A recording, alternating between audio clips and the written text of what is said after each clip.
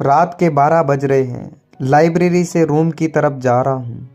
यह सन्नाटा अक्सर बहुत कुछ सोचने पर मजबूर कर देता है।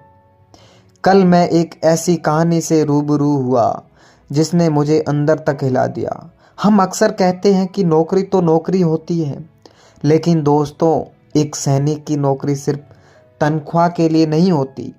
वह इंसान रिटायरमेंट के लिए नहीं, बल्कि ज़रूरत पड़ने पर शहादत के लिए भी तैयार रहता है।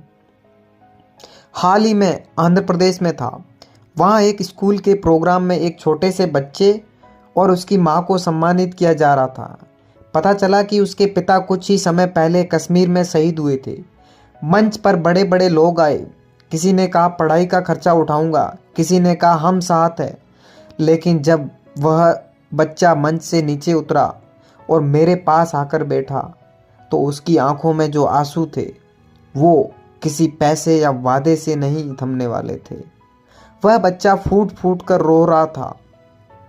उस वक्त मुझे समझ आया कि दुनिया के लिए वो सिर्फ एक शहीद का नाम है, लेकिन उस बच्चे के लिए उसका पूरा आसमान छीन चुका था।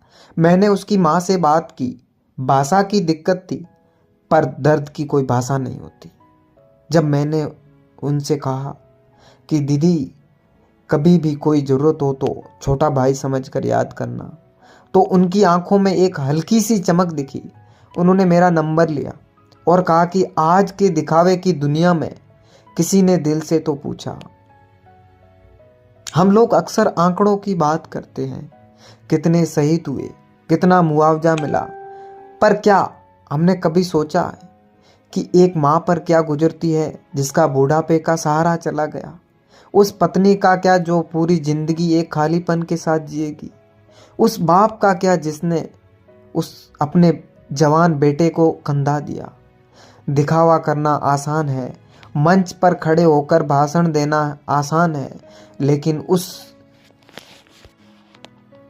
उस कमी को कोई पूरा नहीं कर सकता। जो चला गया है वो कभी वापस नहीं आता। हम सिर्फ उनकी यादों को सम्मान दे सकते हैं और उनके परिवार के साथ सच्चे दिल से खड़े हो सकते हैं।